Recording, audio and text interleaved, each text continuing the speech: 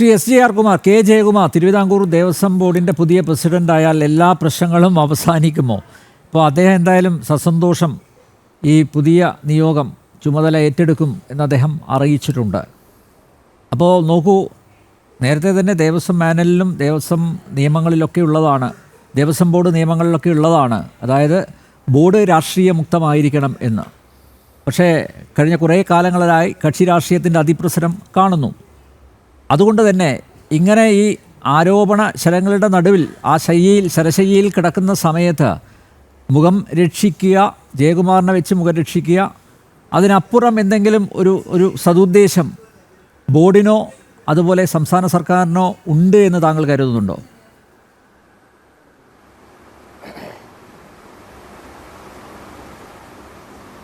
ഞാൻ അതിനുത്തരം പറയുന്നതിന് മുമ്പ് ശ്രീ അനിൽ നമ്പ്യാർ നേരത്തെ പറഞ്ഞ ഒരു ചെറിയ പിശകിനെ കുറിച്ച് ചൂണ്ടിക്കാണിക്കാനുണ്ട്. പ്ലീസ്. അതായത് വികസനത്തിനോടൊപ്പം, വിശ്വാസത്തോടൊപ്പം വികസനം എന്നുള്ളതായിരുന്നില്ല ഈ സർക്കാർ നടത്തിയ സംഗമത്തിൽ.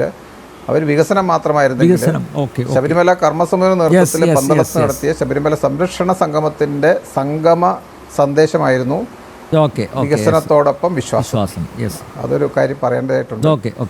രണ്ടാമത്, ഇപ്പോഴത്തെ ഈ ശ്രീ ജയകുമാറിൻ്റെ നിയമനത്തിൽ നമ്മൾ കാണേണ്ട ഒരു വിഷയം, ഈ സർക്കാരിന് ദേവസ്വം ബോർഡിനെ നന്നാക്കണ ഉദ്ദേശം ഉണ്ടായിരുന്നെങ്കിൽ, അതല്ലെങ്കിൽ തീർച്ചയായിട്ടും മറ്റുള്ള പല വിമർശനങ്ങൾക്കൊക്കെ വളരെ വർഷങ്ങളായിട്ട് നടന്നുകൊണ്ടിരിക്കുന്നതാണ്, ആ വിമർശനത്തിനൊക്കെ അതീതമായിട്ട് ഒരു രാഷ്ട്രീയ മുക്തമായ തരത്തിലേക്ക് ദേവസ്വം ബോർഡിനെ മാറ്റിയെടുക്കണം എന്ന ഉദ്ദേശം അവർക്ക് നേരത്തെ ഉണ്ടായിരുന്നെങ്കിൽ അത് മുൻപേ ചെയ്യാമായിരുന്നു.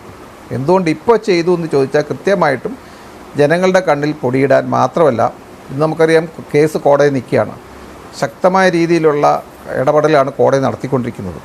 അതിശക്തമായ രീതിയിൽ തന്നെ പറയേണ്ടി വരും. അത് വിമർശനത്തിന് അതീതമല്ലാതായി ദേവസ്വം ബോർഡിലെ ആരും തന്നെ, ഇൻക്ലൂഡിങ് ഞാൻ പറഞ്ഞ മന്ത്രിമാരുൾപ്പെടെ, അത്തരമൊരവസ്ഥയിൽ മറ്റൊരു മാർഗവുമില്ലാതെ ആണ് അത്തരത്തിലവർ ചിന്തിച്ചതെന്ന് വേണം കരുതാനായിട്ട്. അതല്ലാതെ അതിൻ്റെ മുന്നിൽ മറ്റൊരു ഉദ്ദേശമുണ്ടെന്ന് കരുതാനേ വയ്യ.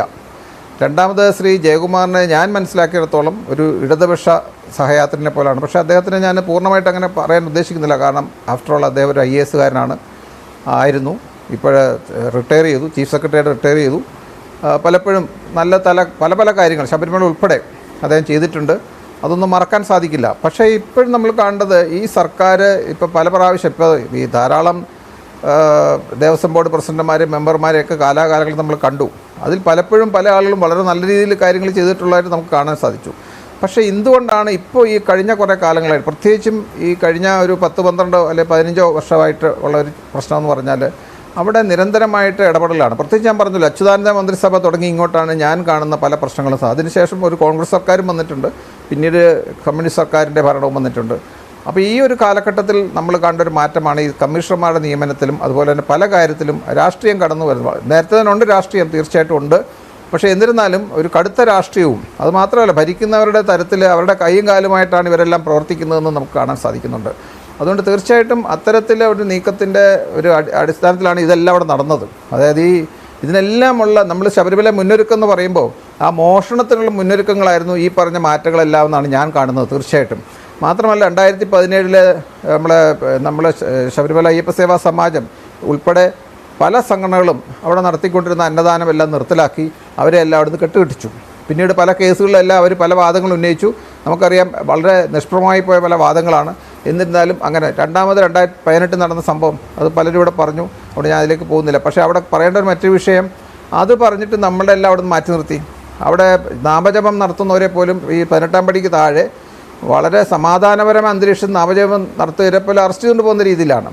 മാത്രമല്ല, മറ്റൊരു കാര്യം ശ്രദ്ധിക്കേണ്ടത്, ഈ പമ്പയിലേക്ക് കൊണ്ട് വാഹനങ്ങളെല്ലാം നിരോധിച്ചു, നിലയ്ക്കലെല്ലാം തടഞ്ഞിട്ടിട്ട് KSRTC ബസ്സിൽ കൊണ്ടുവരുന്നത്. അവിടെ എന്താ സംഭവിച്ചത്? നമ്മുടെ പ്രവർത്തകരെന്ന് സംശയിക്കുന്നവരെ പോലും അവിടെ നിന്ന് ഇങ്ങോട്ട് കടത്തിവിടാതായി. അവിടെ പല പ്രാവശ്യം അവിടെ വരാനായിട്ട് എട്ടും കെട്ടി വരുന്നവർക്ക് പോലും വരാതെ അവിടെ തടയുകയാണ്. കാരണം അതിനുള്ള അന്തരീക്ഷം സൃഷ്ടിച്ചു. ഈ യുവതി പ്രവേശത്തിൻ്റെ കാര്യം വരുമ്പോഴും, ഞാൻ ഈ അടുത്ത ദിവസം വരെ അവിടെ ആ സമയത്തുണ്ടായിരുന്ന ഒരാളുമായിട്ട് 2 ദിവസവും ഇന്നലെ തന്നെ ഞാൻ സംസാരിച്ചപ്പോൾ മനസ്സിലാക്കിയത്, ഈ 2 യുവതികളെ പ്രവേശിക്കുന്നതിന് വേണ്ടി 4 ദിവസമായിട്ട് ഒരുക്കങ്ങൾ നടത്തുകയായിരുന്നു.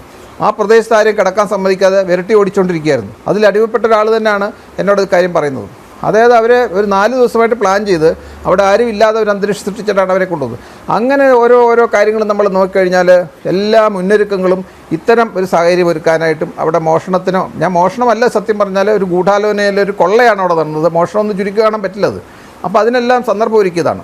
ഇതെല്ലാം ചെയ്തത് ഇതേപോലെ തന്നെ ഗവൺമെൻറ് കാലാകാലങ്ങളെ നിയമിച്ച ദേവസ്വം ബോർഡും മന്ത്രിമാരും ഇവരെല്ലാം കൂടെ ചേർന്നിട്ടാണ്, അവർ തന്നെ തീരുമാനിച്ച ആളുകളാണ്. അപ്പോൾ അതിനടിമപ്പെടാതെ സ്വതന്ത്രമായിട്ട്, അതല്ലെങ്കിൽ നിയമത്തിന് വിധേയമായി ഹൈക്കോടതിയുടെ നിർദ്ദേശപ്രകാരം, ദേവസ്വം ബോർഡ് മാനുവൽ പ്രകാരം ഭക്തജനങ്ങളോടൊപ്പം, ഇന്നിപ്പം നമുക്കറിയാം ഭക്തജനങ്ങളെ ശത്രുപക്ഷത്താണ് ഈ സർക്കാർ കണ്ടുകൊണ്ടിരിക്കുന്നത്. കാലാകാലങ്ങളായിട്ട് തന്നെയാണ്. ഇവർ മാത്രമല്ല, ഈ അവലോകന യോഗത്തിൻ്റെ കാര്യം പറഞ്ഞു. ഇന്നേ ദിവസം വരെ ഒരു അവലോകന യോഗത്തിൽ ഒരു ഭക്തസംഘടനയും വിളിച്ചിട്ടില്ല.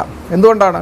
അവരെല്ലാവരും മാറ്റി നിർത്തുകയാണ്. ഞാനീ പറഞ്ഞ പോലെ അവർക്കിവിടെ കൈയിട്ട് വരണമെന്നുണ്ടെങ്കിൽ ഇത്തരം ഭക്ത സംഘടനകളോ ആരും ഇവിടെ പാടില്ല എന്നുള്ളതാണ്. അതുകൊണ്ട് ഈ പുതിയ ഒരു നിയോഗത്തിൽ ഇദ്ദേഹം എത്തുമ്പോൾ എങ്ങനെയായിരിക്കും അദ്ദേഹം അത് നടപടിയിലേക്ക് കടക്കുന്നതെന്ന് കാണേണ്ടതാണ്, കണ്ടു തന്നെ പറയണം. പക്ഷേ 1-2 കാര്യം കൂടെ പറയാതെ വയ്യ. അദ്ദേഹം അവിടെ നടപ്പാക്കിയ 2-3 കാര്യങ്ങൾ നമ്മുടെ ശ്രദ്ധയിൽപ്പെട്ടിട്ടുണ്ട്.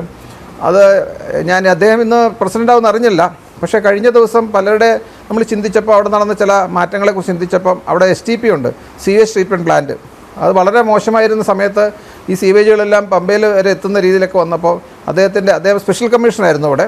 ആ സമയത്ത് അദ്ദേഹം അവിടെ ചെയ്ത ഒരു മാറ്റം വളരെ നല്ല രീതിയിൽ ആധുനികമായ ടെക്നോളജി ഉപയോഗിച്ച്, എനിക്കൊന്ന് മദ്രാസ് IIT-യുടെയൊക്കെ ടെക്നോളജിയൊക്കെ ഉപയോഗിച്ചിട്ട് അവിടെ ഒരു STP അവിടെ പ്രവർത്തിക്കുന്നുണ്ട്. അപ്പോൾ ഇന്നലെ ഞാനത് ചെക്ക് ചെയ്തു. അത് ഇപ്പോഴും അത് നന്നായിട്ട് പ്രവർത്തിക്കുന്നതാണ് ഇന്നലെ എനിക്ക് അവിടെ നിന്ന് കിട്ടിയ റിപ്പോർട്ട്.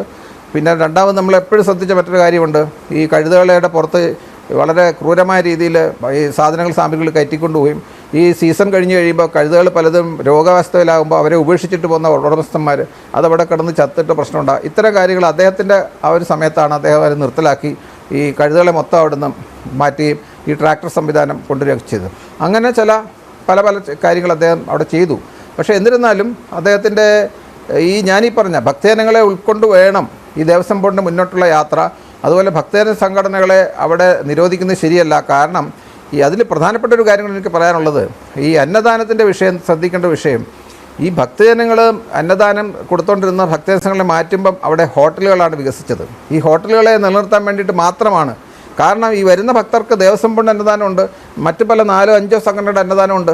ഇതെല്ലാം കൂടെ വരുമ്പോൾ ഭക്തജനങ്ങൾക്ക് മറ്റൊരു സംവിധാനം ഹോട്ടലിൻ്റെ ആവശ്യമില്ല. അതവിടെ സൃഷ്ടിക്കുന്ന പ്രശ്നങ്ങൾ നമുക്കറിയാം.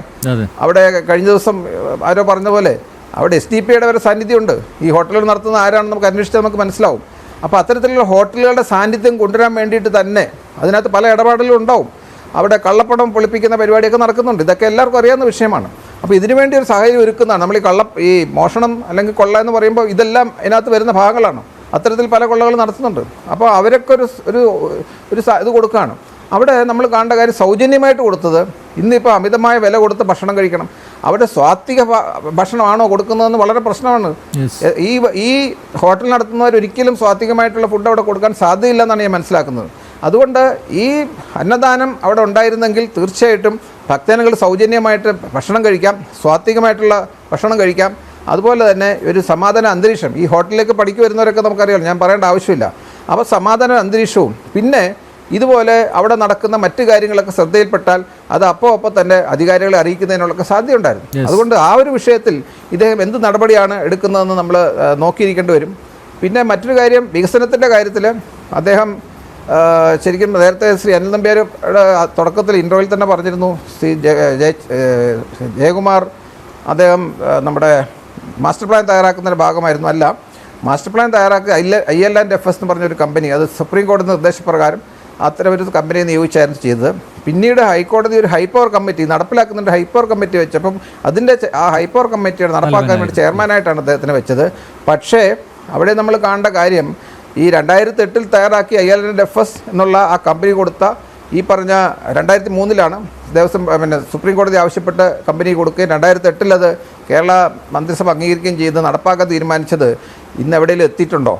അതുകൊണ്ട് ഈ ഹൈപ്പവർ കമ്മിറ്റി സത്യം പറഞ്ഞാൽ ഇന്ന് നടക്കുന്നില്ല എന്നുള്ളത് ശ്രീ രാധാകൃഷ്ണൻ ദേവസ്വം മന്ത്രി ആയിരുന്നപ്പോൾ നിയമസഭയിൽ ചോദ്യത്തിന് ഉത്തരമായിട്ട് അദ്ദേഹം തന്നെ പറഞ്ഞു, അത് കാര്യക്ഷമമായിട്ട് പ്രവർത്തിക്കുന്നില്ല എന്നുള്ള നിയമസഭ ഉത്തരത്തിൽ ഇപ്പോഴും കിടക്കുന്നുണ്ട്.